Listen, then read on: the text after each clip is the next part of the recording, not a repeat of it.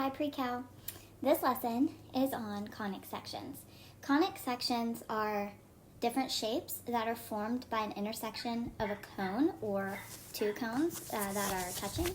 So I'll try to draw a picture for you for this, but be gracious here. So if we had a cone like this, and then another cone touching like underneath it, and you were to take a slice out of them. So like if I was to put a sheet of paper through this, what shape would this be? Inside that would be a circle.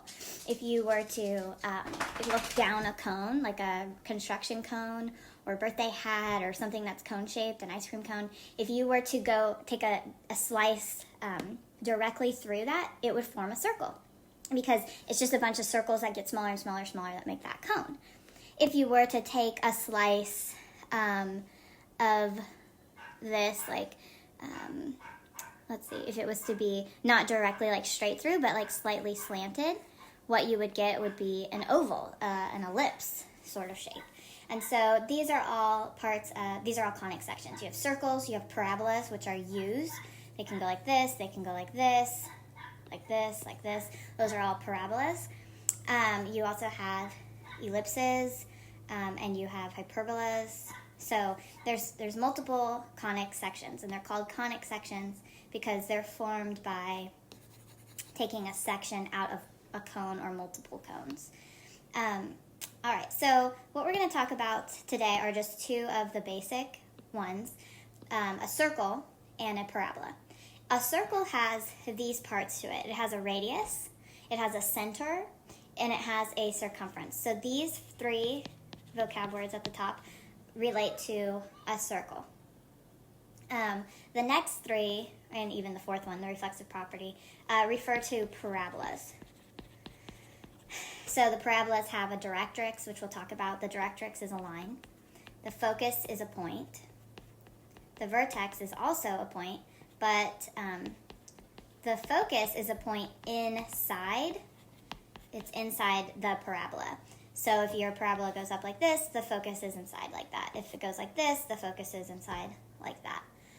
The directrix is a line that's outside of the parabola, and it's an equal distance. So this distance is equal to this distance, or this distance equals this distance, which I didn't draw that very good, but that's what those mean. And the vertex is that center point where everything comes up out of it. And we've talked about parabolas before, so that should sound familiar. All right, so we're going to get started with a circle. So the equation for a circle is this. H minus k squared, quantity squared, plus the quantity y minus k squared equals r squared. And so the parts of this that you need to know are hk. Now hk never changes. HK is in parabolas, HK is in hyperbolas, ellipses. All the conic sections have HK. So you need to remember this, get this stuck in your head. HK is always the center, or this fixed point that doesn't change, the vertex or whatever. It's the center, it's the vertex, it's that core point that you need, this HK. And then it's equal to, and here's the other thing. See how H is first and K is second? In a normal ordered pair, we have X and we have Y. H always pairs with the Y, and K always pairs, H always pairs with the X, and K always pairs with the Y. H, K, X, Y. They go in that order for a reason, and here you see that it's X, H, and Y, K. Those always go together, and then it's equal to the radius squared. So one thing you have to be careful of is, like, let's say I gave you a circle, and I wrote the equation and I said it was x, let's start with this, minus 0 squared plus y minus 0 squared equals 16. So the center of this circle is hk. It's 0, 0. So actually, you would never see the equation really written like that. They would have x squared plus y squared equals 16, because you don't write the zeros, right? You don't have those in there. Then the radius isn't 16, right? The radius is whatever, the radius is already being squared and is this. So if r squared equals 16, then what does that mean r is? It means r is 4. if you take the square root of 16 or whatever number is there, that gives you the radius, which is the distance from the center. So if the center is at 0, 0, the radius is 4. 1, 2, 3, 4, 1, 2, 3, 4, 1, 2, 3, 4, 1, 2, 3, 4, out from there, and that forms your circle. Actually, that was not bad for just doing it. So that is the formula for a circle. So have that in your mind, and let's try this example. It says, find the equation of a circle having a center of 4, 5, and a radius of 6. So the generic formula is x minus h squared plus, parenthesis, y minus k squared equals r squared. So our center is hk. So we would have x minus h, which is 4 squared, plus y minus 5 squared equals 6 squared, so 36. So x minus 4 squared plus y minus 5 squared equals 36. So if you were to see this equation right here, and you, oh, oops, I deleted that. If you were to just be given that, you would have to identify that the center is hk, or 4, 5. And also, like, though in the equation they're negative, it's minus 4 and it's minus 5, we know that it was supposed to be negative, right, in the original equation. This is very similar to point-slope form. Back in the day of algebra, when you were learning how to graph lines, you had point-slope form. It had a point and it was minus. And that's just like this. It has negatives in the equation. So if you see a negative, that meant it was positive 4 and positive 5. So what would it mean if you saw a positive? It would mean that that point was actually negative. And then 36 isn't how far out we go, the square root of 36, so 6, so the radius is 6. All right, so the next question gives us the equation, and we have to identify the center, identify the radius, and then graph it. So it says find the center, so that we know is hk. So if this had been the generic equation, it would have been this. And we know that the center is hk. So what's the center here? 2, positive 3. Okay, so that means it's actually 2, negative 3. That's your center of the circle. Because if I had given this to you, the center, and you had to plug it in, then you would have written minus a negative 3, which would have made it plus 3, which is why you have that. Now the radius, we know that r squared equals 16. That means that r equals the square root of that, so the radius is 4. So then how do we graph that? Well, we have to start at the center, 2, negative 3. So 1, 2, 1, 2, 3, so 2, negative 3. The radius is 4. That means from this point, we go up 4, down 4, to the right 4, and to the left 4. So that's 4 here, 1, 2, 3, 4 there, 1, 2, 3, 4 there, 1, 2, 3, 4 there. And you connect all of those. Whoa, a little squirrely there. And that's a circle. Great, you've learned so much already. So just to recap, hk is the center. In the equation, it equals the radius squared. So you have to take the square root of it. And in the equation, hk, those are supposed to be negative. So if they change to positive, then that meant that that point was actually negative. So here are some more examples. It says, find the equation of the circle.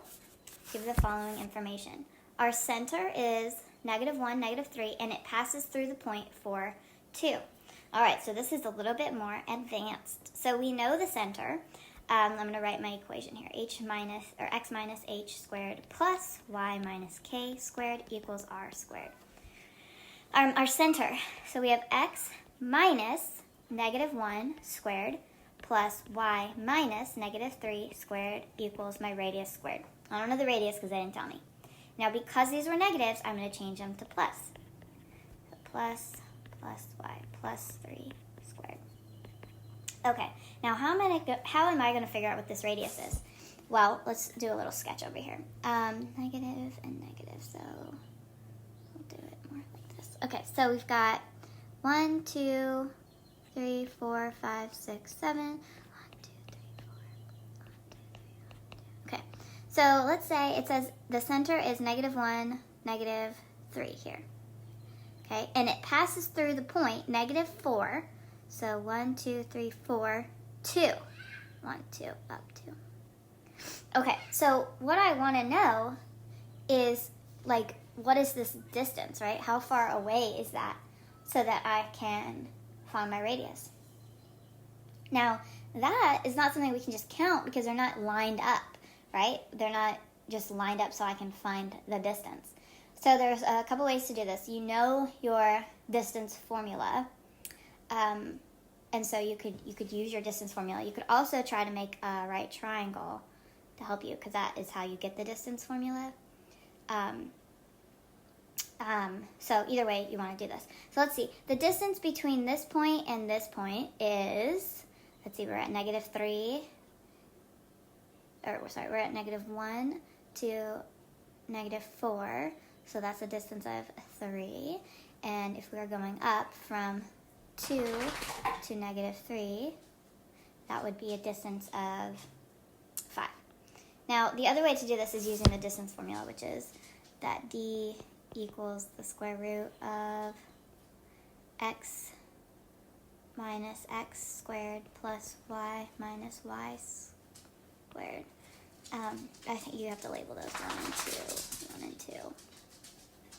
So if I had done x, so negative 1 minus negative 4, so that would have been plus 4 squared plus negative 3 minus 2 squared. So that is, oops, why did I do that? That is 3 squared, which see 3 I got here, and then plus 5 squared. So that is 9 plus 25, square root of that, so that's 36, and the square root of that is 6. Nope, that would have been 11. Darn it!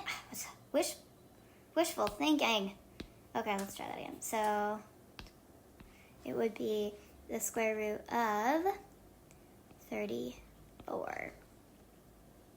So that is the distance between these points. So if that's the distance, that's the radius, right? The radius equals this. So then what's the radius squared? Because that's what has to go in this. Well, the square root of 34 squared is 34.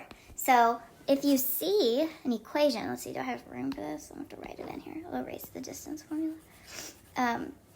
You have to consider that if it's not a perfect square, then that means that the radius is actually a square root.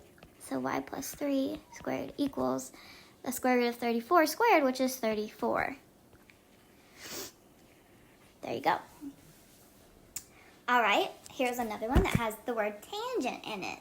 So this is not referring to like, oh, we don't have to do sine, cosine, tangent. We don't have to do any of that. To be tangent means to touch at one point and one point only. So the center of this is negative 7, negative 4. So we'll have x minus negative, so it'll be plus 7 squared, plus y plus 4 squared equals my radius squared. So to be tangent to the x-axis, this is negative, so I'm going to give myself some more space, actually. So to be tangent means to only touch it at one point. So negative 7, 1, 2, 3, 4, 5, 6, 7, negative 4, 1, 2, 3, 4. This is the center, and it touches the x-axis. It touches here one time, so that means it goes around like this, and it only touches the x-axis at one point. So that'd be like directly above it, touching it. So what is the distance here? Well, it went down 4, so that distance is 4. So the radius is 4. So then we would have x plus 7 squared plus y plus 4 squared equals, if r equals 4, then it equals 16. So tangent means to touch it at one point, and the x-axis is here, so it touches it once, and that's a distance of 4 to get there. All right, next one. The center is at negative 3, 4, so I'm going to have x plus 3 squared plus y minus 5 squared equals the radius squared. Well, if the circumference equals pi d, or circumference equals 2 pi r. Remember, area is pi r squared. So if the circumference is 8 pi equals, you can do 2 pi r if you want. You can find r by dividing by 2 pi. And that's cool because the pi's just cancel out. You don't have to deal with those numbers. They just cancel out. And then 2 goes into 8 4 times. So that means my radius is 4. So again, this will equal 16. So x plus 3 squared plus y minus 5 squared equals 16. So go back through, make sure that those signs all make sense to you, because they do change based on positive and negative and all of that. So just make sure that makes sense. Okay, this next question, find the x and y intercepts of the circle. X intercepts are where y equals 0, and y intercepts are where x is 0. This is not something that we need to deal with right now. We'll just leave that be. All right, so the next conic section that you're going to learn are parabolas. And parabolas are that U shape. And we've done those before in this class, but now we're going to look at a little bit more of their equations, and not just vertical parabolas, but horizontal. So vertical parabola is one that is a U shape or an upside down U. But a horizontal parabola will go the opposite way. It'll look like this, or it'll look like this. So those are horizontal parabolas. So the thing to know about parabolas and the direction they're going is that if it's going up or if it's going down, that is a y equals. If it's going sideways, if it's horizontal, that is an x equals equation. Okay, now I'm going to say that, and that might be a smidge confusing, but keep that in mind. This is y. It's y to the first. This is x to the first. So the equation for a parabola that is vertical, that goes up and down, has x minus h squared, so that should be familiar from our circles, equals 4p, I'll explain what p is in a second, times y minus k. Now notice that this is not squared.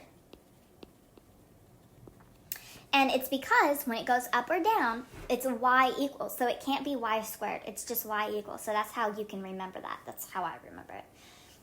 If a parabola opens horizontally, that goes sideways, then it has the equation y minus k. So again, notice the h stays with the x and the k stays with the y. So I said hk to myself like 1,000 times when I was learning this, hk, and that helps you remember that h is first, then k. So h goes with x because x is first, and k goes with y because y is second. And notice that then you have, so the y is squared equals 4p x minus h, and this is again not squared because when it's horizontal, it's an x equals, so the x isn't squared. Now, what is this 4p? Well, the 4 is always there. It doesn't change. The 4 is always going to be there. But p is the distance between the vertex and the focus. So p is the distance between the vertex, which is hk, which is like our center for a circle, and the focus. It's also the same distance from the vertex to the directrix. So the focus is this point here above the vertex, and the directrix is a line on the other side, on the outside of the vertex, and they're the same distance away from each other. So this is distance p, and this is distance p. So that's kind of cool. It's like the same thing, so it's not a whole lot to remember because it's just the same ones. The focus is a point inside, the directrix is a line outside of the parabola, meaning not being inside the U shape. It's on the outside. All right, so let's take a look at these. These are just different generic parabolas, showing you that the first two are examples of a parabola that is horizontal. And what you'll see here is that the y is not being squared, and it's an up or down, so it's a y. When it is horizontal, the x is not being squared. It's the y being squared, so it's switched. It shows us clearly here that the p is the distance between the focus and the vertex, and the directrix is just the opposite distance, that distance on the other side of the vertex. So it explains it with k's, and if this is the number k, then if you add p to it, you'll get this k plus p. If you subtract p, then you'll get this point. You'll get what the directrix is. Now remember that lines that go vertically are x lines, and lines that go horizontally are y lines. So if you had a graph of, here's your x and y axis, and you were graphing this line, 1, 2, 3, let's say that's 3, that's x equals 3, because x is not changing. We're not going left or right from that point. X is constantly 3. If you were here and you were graphing this, that would be y equals negative 2. Just remembering that for our directrix equations. All right, now how do we know if it opens up or down? Again, based on it being vertical is if it's a y equals or an x equals. So if it's y equals, it's vertical. And if p is greater than 0, so that means if it's positive, it's opening up. If p is negative, it's opening down. If p is positive and it's horizontal, it goes towards the positive. So here's your x and y axis, right? And here the x's are going positive, so it opens that way towards it. If the p is negative, then the horizontal parabola opens towards the negative numbers. All right, so you can always refer back to that, and you can always refer back to that, and we'll try some examples. Okay, it says find the standard form of the equation of the parabola with a vertex at the origin and a focus of 0, 4. So vertex at the origin means that the vertex is at 0, 0. And that's all I know so far. So that vertex, if the vertex is at the origin, then the vertex, which is HK, is 0, 0. So I can fill in part of my equation. Now, which way does this go? Does it go up or down? Well, let's see. It tells us that the focus is 0, 4. So 0, 1, 2, 3, 4. 0, 4. So now I know that if the focus is up, that means the parabola's got to go like this, right? Because that focus has to be inside. Focus is inside the parabola, right? So that's the only way to draw a parabola that would keep that in the center on the inside of it. So I know it opens up or down, which means it's a y equals. So that means I'm going to have x first. So x minus, what goes with x, h or k? H does. So h squared equals 4p times y minus k. Now, what's h and what's k? 0. So I don't really have to write minus 0. I just write that equals 4. Now, p is the distance. P is this distance here. So what is that? That distance is 4. So it's 4. Now, was it up 4? Yeah, it was up 4. And that's what makes this positive. If we had been going down 4 to the vertex, then it would have been negative, to the focus. If we had been going down 4 to the focus from the vertex, then it would have been opening down. But it's positive. And then we have y minus 0, so I can just leave it y. So it's x squared equals 16y. That is the equation of this parabola. Now, if you were to graph this in your calculator, remember, it has y equals, so you would have to divide by 16. So it would be y equals x squared over 16, or 1/16 x squared. And you could graph that on your calculator and see that that's what it looks like. All right, so a lot of things happened in this. We knew that because the focus was up, the parabola had to go up. So it was a horizontal line, which means that the x was squared and the y was not squared. And then we knew the center was the origin, so that was HK, so we were able to put that into the equation. This next one requires us to complete the square, and we just aren't going to do that in this class right now. But this next one we can do. It says find the standard form of the parabola with a vertex of 1, 0 and a focus of 2, 0.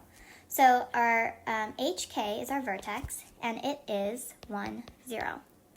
The focus is 2, 0. So if I want to visualize this, so we've got 1, 0, and our focus is 2, 0. So now we see that if this is the focus, if this is the vertex, and the focus is 2, 0, then that means that it has to open horizontally to put that lined up with the vertex, but also inside the parabola.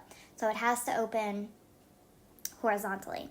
Now that means that it's an x equals 1, right? So that means that the y is being squared and the x is not being squared.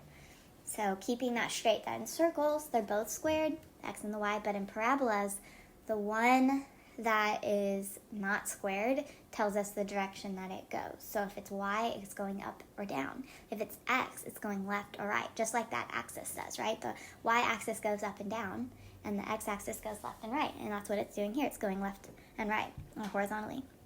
So that means our equation is y minus k squared equals 4p times x minus h, not squared.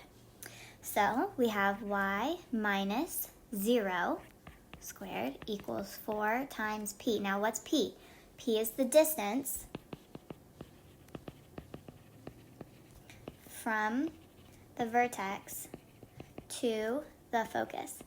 Now it's a distance of, a distance of positive 1, right? We're going from left to right. So 1, and then x minus h, which in this case is also 1. So it'd be y squared, you don't need that 0, equals 4 times x minus 1.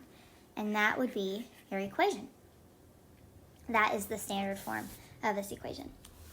All right, so again, in this one we had to recognize that the focus was to 0. That meant that this was a horizontal one because for it to be inside the parabola, it had to go horizontally since the vertex was 1, 0. So what we're seeing here is that, hey, those y's aren't changing, and that's what's keeping it going horizontally. If you look at this one up here, what didn't change? Our x's didn't change, right? This was the point 0, 0, and this was the point 0, 4, and our x's didn't change. And so there's something to that. If the x's don't change, it's changing in the y direction, so it's going up. So that might help some of you keep that straight. All right, we're going to do one more, and then we'll be done. So it says find the standard form of the parabola with a vertex of 2, negative 3. So hk is 2, negative 3, and a focus of 4, negative 3. So something you might notice is what's not changing. 4, negative 3. The y's aren't changing, the x's are changing. So is this going to be horizontal or vertical? Well, we can graph it to see if we're not sure, but if you can figure that out before I do, that'd be cool.